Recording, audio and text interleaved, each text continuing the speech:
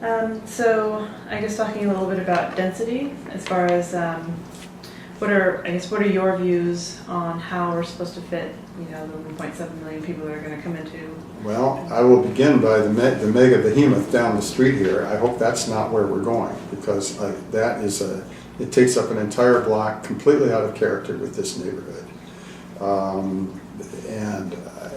And environmentally cannot be very advantageous in terms of preserving the environment with all the hard surfaces and the runoff and so on that it's going to generate. We are going to grow. The question is how we grow, and we currently have enough zoning capacity to add at least 3 times the projected housing development in Seattle over the next 20 to 30 years. I'm not sure that we need to increase or upzone neighborhoods in order to accommodate the kind of growth that we need. In 2004, the city set 20-year growth goals of 47,000 units. We have already reached 50% of that goal in 5 years of either housing that has been built or housing that has been permitted. So we are exceeding our growth goals by a significant proportion already. So there's a question in my mind about how much we need to increase density in neighborhoods. Having said that, I think that as we do increase density, and I think we will, and I think we should, it's a matter of preserving the environment, and that means open space, tree canopy, being concerned about stormwater runoff, and which is a particular concern in terms of pollution in Puget Sound. We cannot be building large mega structures that are environmentally insensitive and do not conform to the qualities and the character of neighborhoods and so on. My feeling is that density ought to be, increased density in neighborhoods should be incorporated into the neighborhood planning process. The city is undertaking a revision of the neighborhood plans currently in the 13 designated neighborhoods, revising the plans that were developed in the 1990s. I would like to see any increase in density in any particular neighborhood be addressed as a part of those neighborhood plans, so that people who live and work and own businesses in particular parts of the city have some input into how their neighborhoods grow. I think we need to grow organically. We need to grow carefully, and I'm also in favor, and I think we need to look at growth regionally. I'm in favor of a poly-centered approach to growth, and that is that we identify regional activity centers throughout King County, for example, and beyond. But let's be concerned about King County for now. That we develop regionally, and through the Puget Sound Regional Council would be one avenue to do that, for poly-centered approaches to growth, where we have concentrations of growth in these activity centers. They become centers for both housing and business, as well as focal points for networks of transportation, so that we begin to build a kind of web-like environment in which our bus systems and so on, which I think are much more flexible than light rail, are built around these poly-centered areas of growth. Seattle's not the only place in the county that's going to grow. And in fact, in terms of county-wide growth goals, some of the fastest areas that are growing right now are outside of the city, even out on the urban fringes.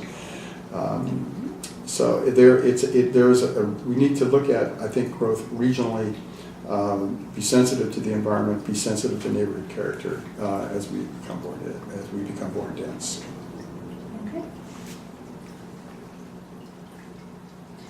What's your position on development impact fees? I support them. And the reason is that the public tends to subsidize private development, both in terms of infrastructure and in terms of the impact on low-income housing. Okay.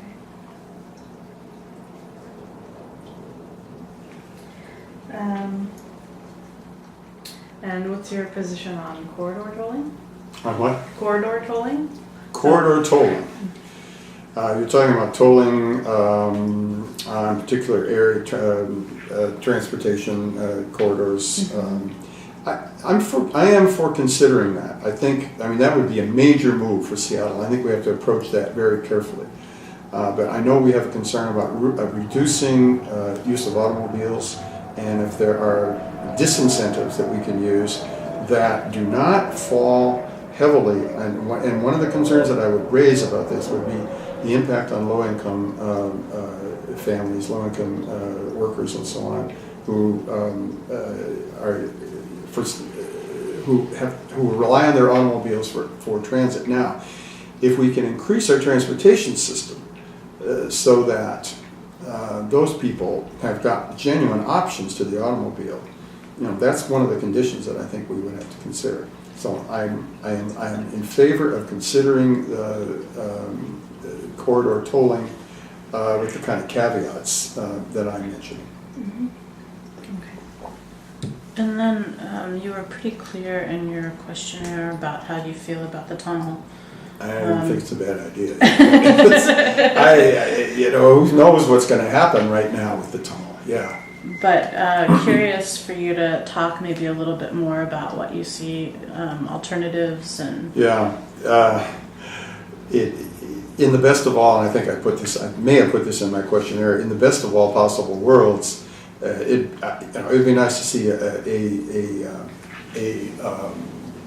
surface transit option developed.